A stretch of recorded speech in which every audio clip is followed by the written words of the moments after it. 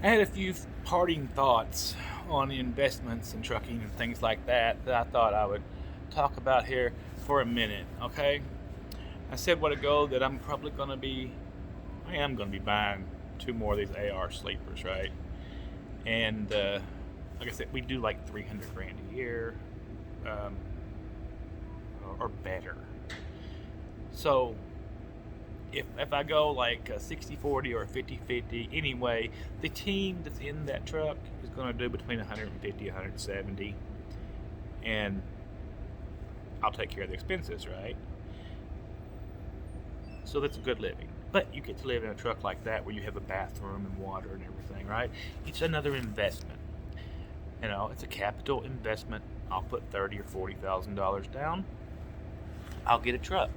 Now, here's another way of looking at it. Like the chicken farm, right?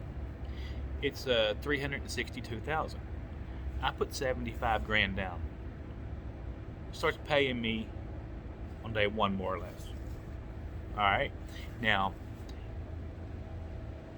it's like it's like putting money into the stock market and you getting capital gains back, right? You get your capital gains back. Trust me, you can put 75,000 in the stock market and your capital gains are going to be crap. All right, you're going to make a few $100 a year or whatever, depending on what you're invested in, and a bigger risk. All right, with this farm, it's the same thing.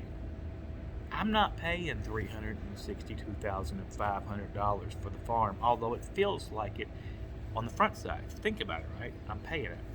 I'm only paying $75,000 because the payment is made from the proceeds every month of what the chickens are making.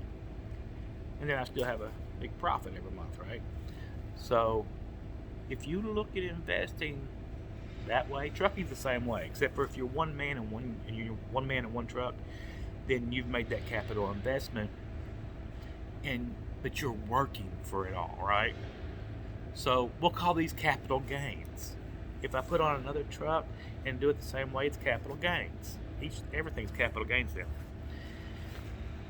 And thinking of it that way, especially with a low impact business like the chicken farm, the pork farm's a little bit different story. It's more labor, more labor intensive. There's all kinds of things like that. And I'm always trying to look outside of that. What can I do? It's like with my LLC, I can actually put $27,000 into a business IRA instead of the seven that I can put into a personal IRA. There's all kinds of little things in there that you just got to think about. Now you think, like, hell, I can't put $27,000 into an IRA. Yeah, maybe you can't, but if you do things a certain way over time, yeah, you can do that kind of stuff. You just can't do it all on day one if you're lucky. I mean, unless you are lucky or blessed or something. I don't know what's going to put you there otherwise. I just know I keep striving because the whole thing is not about building a retirement for one person.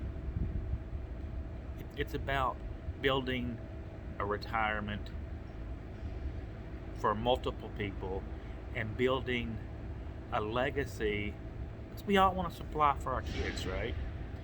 And I don't care what I'm worth at my death. I'm not going to give it all to my kids. I mean, I'll leave them a living will, maybe 50 or 100 grand a piece or something like that. Hell, I plan on living forever though. But they might get something eventually. Who knows? Providing for the future can go a long way. Of course, everybody can ruin that future. You might say, why was somebody selling this chicken farm? This particular guy, he built another business that is more successful, and he moved to that place so he could do it easier. Made sense to me, right? But I went over the records for 5 years. I know it's successful. It's not a problem. Sometimes you have to move to make the money. We don't sacrifice where we should sacrifice to get to where we want to go. And when I talk about other people spending your money, I'm so serious about that. I don't care how you trust people or trust anyone in your family or whatever.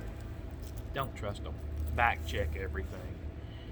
Know where every dime goes. You gotta live like a pauper to do anything right. And if that means counting the beans, you count the beans. If you're not checking behind your significant other in the money department, if she don't like it, just get over it, right? Because you have to know you're trading hours of your life for every dollar you make. Are them hours important to you? Would you rather just give your life away? There's nothing noble in giving it away without a return. Nothing noble at all. If you sacrifice yourself for somebody, then there was a return, right? So why would you sacrifice yourself in the money department, which is sacrificing your life, and you're not getting a return? Know thy money, or you're going to end up in the poorhouse. It's just that simple. All right.